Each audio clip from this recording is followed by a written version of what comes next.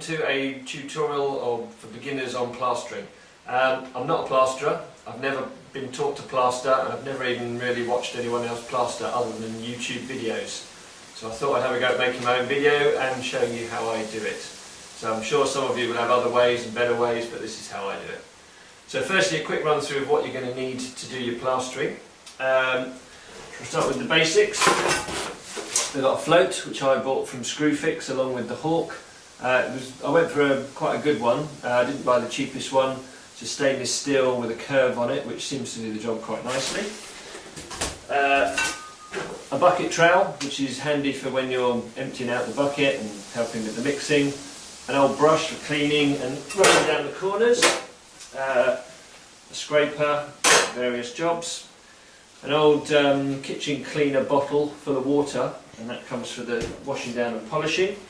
The plaster, I've got Thistle multi-finish, which is because I'm only skimming doing the top coat. For the mixing, I've got, I think it's a kilowatt electric drill, which seems to be powerful enough, and quite a big mixer, which I've bought from Screwfix, cut the end off with an angle grinder because it had a big nut on it, which I got rid of, and just put it in the electric drill.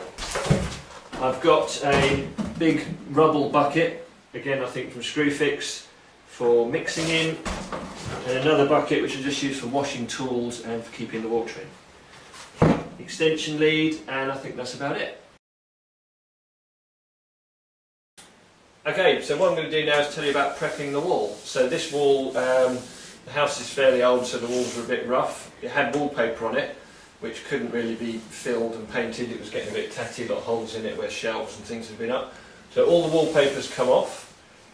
Giving it a good clean up, make sure there's no little bits of paper left, really good strip down with a steam stripper, and then mixed up PVA glue, which I buy in 5 litre pots, mixed about 50% with water, and then just got a painting roller and tray, and just go over it several times. Make sure you get plenty where there's holes, so get plenty of the mix in there. So it's just like spreading milk all over the wall. And what that does is seals it and stops the water from the plaster getting sucked straight into the wall and drying out too quick. So this room is about 2.5 metres by 3 metres. And for this, I reckon I'm not going to need much more than 1 bag of plaster. So this is one 25 kilo bag, and because I'm only doing a very thin top coat, I think that'll almost do the whole room is 1 bag. Another very important thing in the prep for plastering is plenty of cups of tea. And they appear like magic. Another quick tip on preparation is where you're going to be plastering right up against a surface, such as around a windowsill, make sure it's good and clean. Otherwise, if there's lumps of old wallpaper and plaster there, they'll get stuck on your tools and then you'll be spreading them on the wall. So just go around all the different surfaces with a dustpan and brush and give it a clean. Now in this room I'm planning some quite tall skirting board and coving, so we're not going to be worrying too much about the top and bottom, but again, get rid of any big lumps or dirt on the floor, just to avoid it getting picked up onto the wall.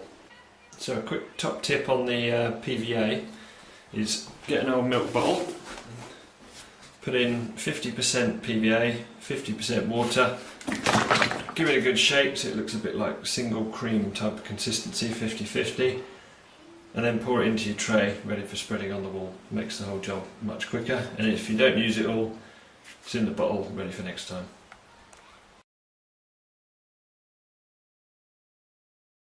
Right, we're now going to do a bit of mixing. So using the big yellow bucket, put a bit of water in first, stop it from sticking to the bottom. Now a lot of plasterers who are much better at this than me would mix up a whole bag or half a bag and they'd know all the measurements, but I don't, so I'm just going to make it up as I go along. So I'm going to tip probably 1/3 of a bag into here, maybe a bit more.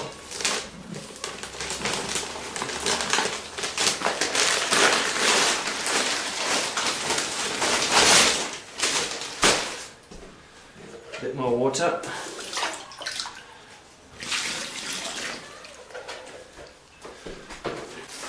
Get the mix up, give it a little stir around to get things started. That's too dry, a bit more water.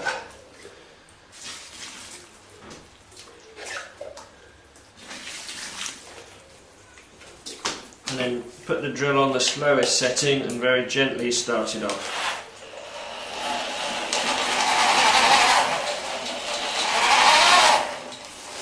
Way too dry, a bit more water.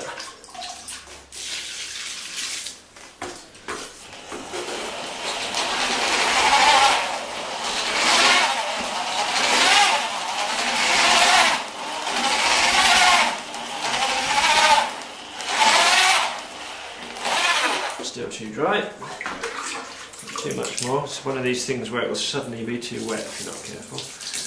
A little bit more in there.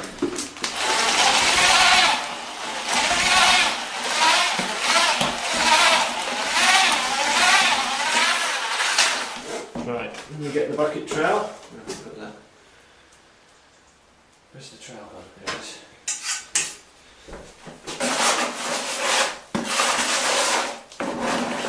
Get rid of all those lumps.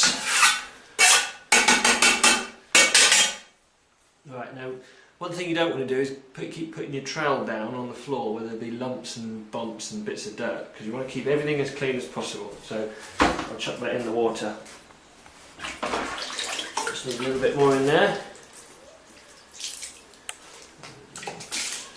I might have overdone that, but let's have a look.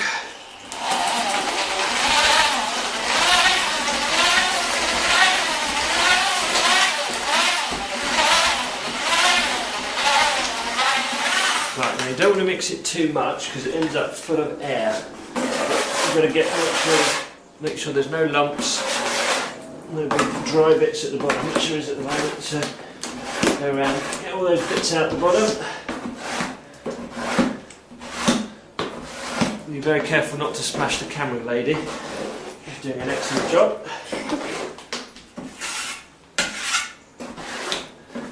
Right, let's get in there now. Basically you want a lovely smooth plaster, absolutely no lumps. Any lumps on the wall make the job 10 times harder.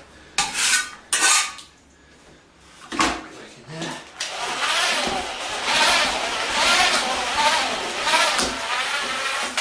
That's still a tiny bit too firm. So what you're looking for is it to be almost falling, so a bit like a meringue. What you want to be able to do is take the tool out and it to leave a hole. See, it's left a nice hole there? If it all collapses in, then it's too wet.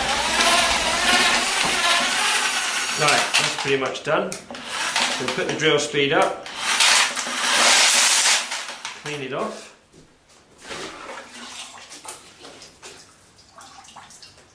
And that's the mixing done. Now the other thing I forgot to mention is if you leave all this on there, by the time you come to mix your next batch, it will be rock hard and it will all be lumpy. So put that in the water, give it a quick spin, clean it up, clean all the goo off there. That's ready to use next time without any faffing around. Action! Right, so we're now actually going to start plastering, the exciting bit. First thing to do, get your brush, just wet your hook down a little bit around the edges as well, just stops the plaster sticking to the old plaster that's on there. Again, don't put your tools down on the ground because they'll get all covered in dust. So wet it round, nice and wet. Put that on there. Same with the float, just give it a little bit of wet on the front and back.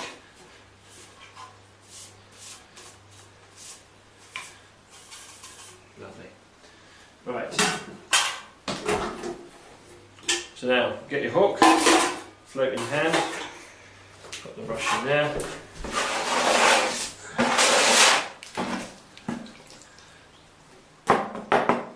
Couple of nice big dollops of plaster on there, like that video said. So now, this first coat is just, what you're trying to do is get as much plaster on the wall as quickly as possible. So don't worry about lumps, bumps, just get it on there, get it covered.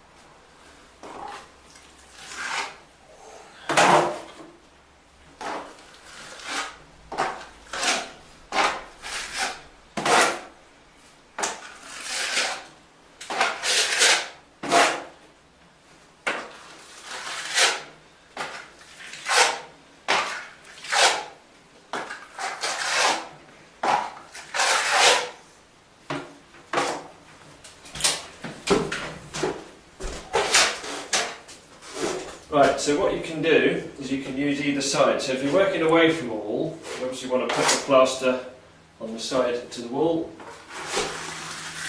spread it across.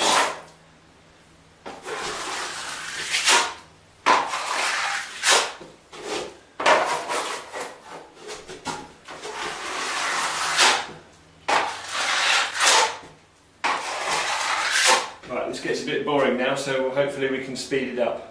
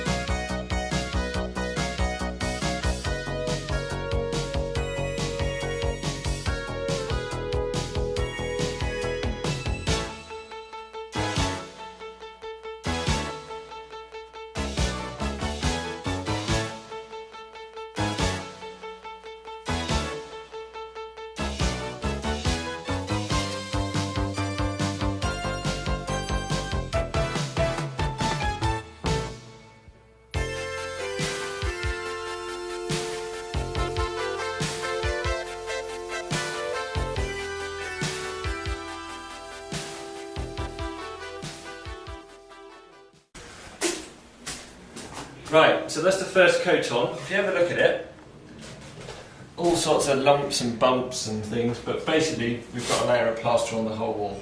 So coat one done.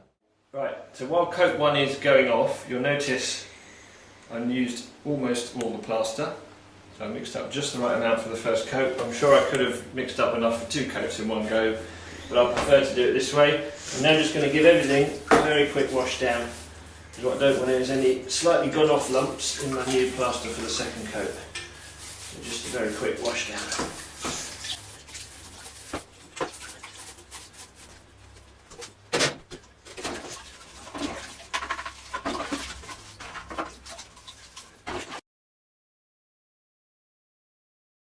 Okay, so we're now getting ready for the second coat. We've got to leave this first coat for probably 10 or 15 minutes to go a bit firmer. Wait till it's a bit like a soft cheese on the wall. So now I'm going to mix up the second coat, which is going to be just a filler thin coat. So I'll mix up about half the amount I did for the first coat.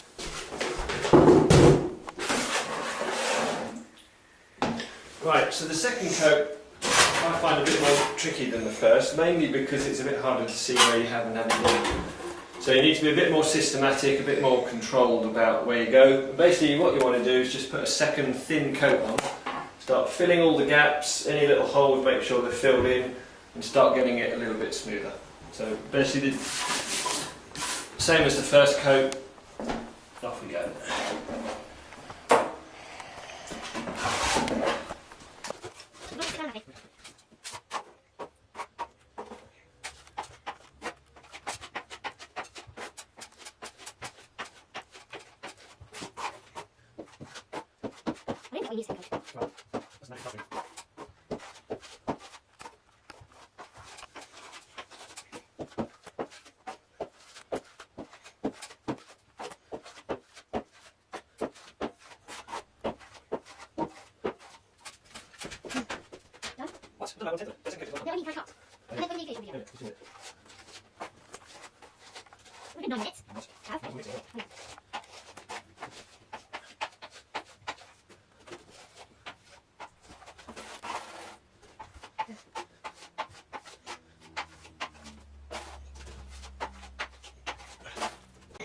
Right, so the second coat is on now, so the whole wall has got a nice thin second coat on. You can start to feel when things are going well. The float just seems to feel smooth over the whole wall. If you hit any hard dry bits, then you know you've missed a bit. So it's just a case now of smoothing down.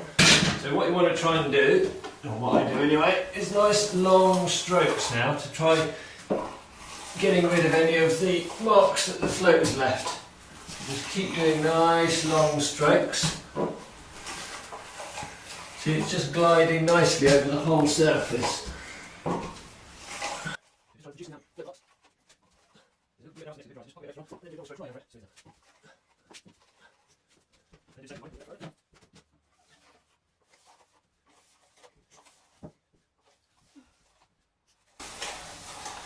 So around the socket here, you can see there's plaster going all in the socket, don't worry about that, that'll come out easily later.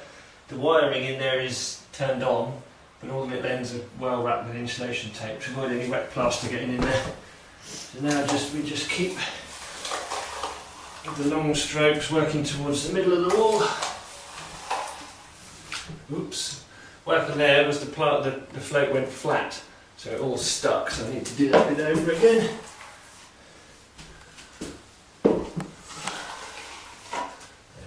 Lovely.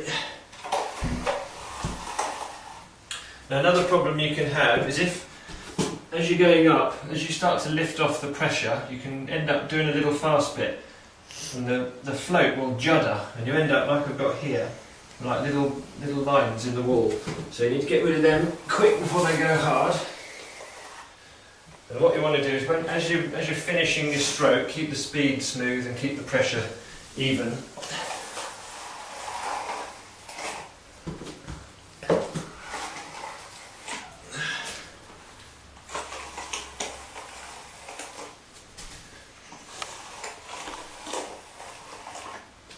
Does my bum look big in these trousers? No. Okay. Right, now see what happened there? On the float there's a little bit of gravel somewhere. Must have picked it up off the floor or off my clothes or something. So we flick it out, make sure it's not in there, and it's left a little hole. And a little bit of plaster on that. See the float is covered in wet plaster, so there's always plenty on there to use. And then just go right down over it.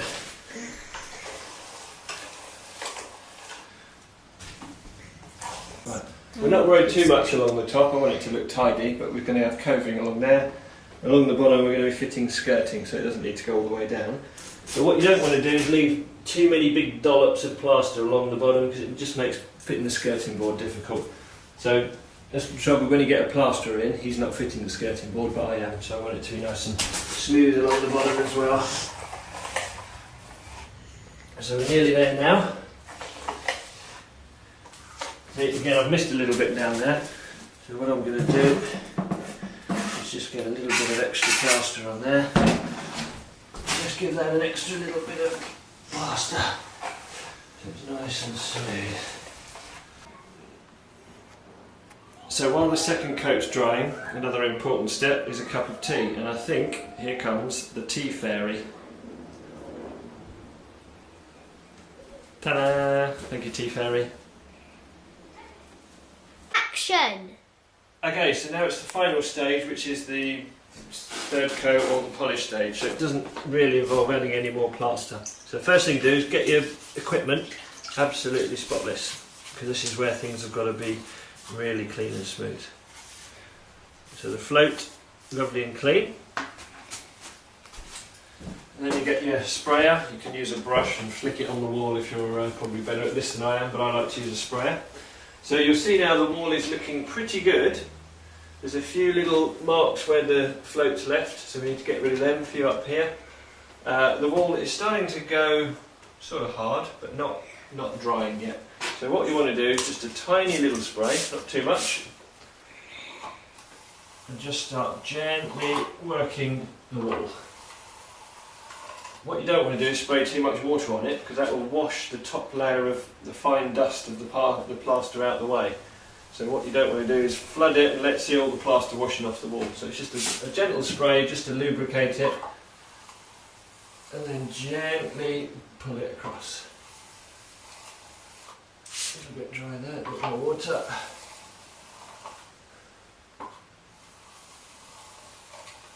And what you'll find is that on the float you get this tiny little thin layer of fine plaster on it, and that's really what you're using, and that will fill in any cracks and it lubricates the float. So you just want to start going over all of the areas. Again, try and be systematic.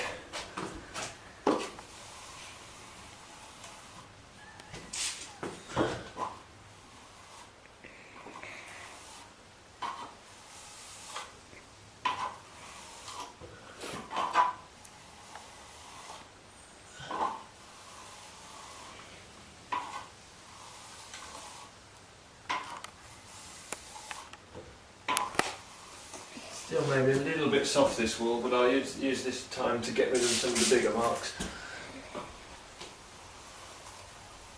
This is where being 6 foot tall helps, because you can just about reach the top without a ladder.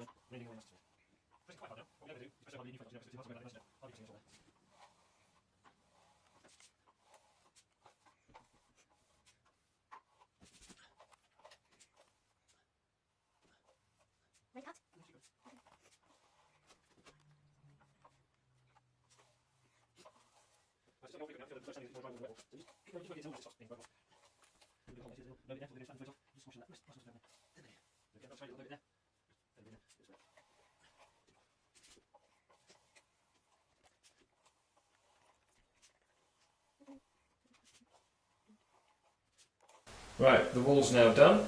Everything is polished and it's just got to dry. My camera lady's got a bit bored and gone to do something else. But basically, smooth as a smooth as a baby's bottom. It's going to have a really nice glassy finish to it. Here's one I did yesterday, and I have to say, really nice finish. As good as the walls that the plasterer did in the hallway and the stairwell. So very happy with it. So all in all, this room has used probably just over 1 bag of plaster, which cost £6. And if I wasn't filming and I was just getting on with it, it probably would have taken me 3 or 4 hours. So not going to break any speed records, but excellent finish, and got the whole room plastered for less than a tenner. Obviously had to buy a few tools, but got them for life. Anyway, thanks for watching. See you soon. Bye.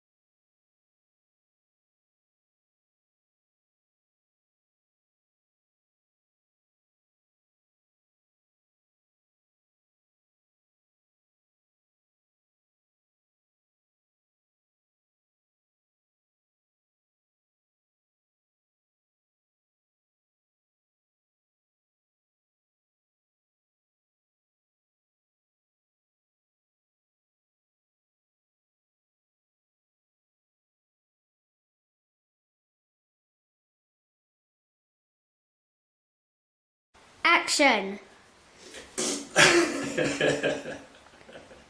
I've got that on tape. I'm going to show Cut. my children that one day. Oh, you won't know any children. I want to have children. Right, cut.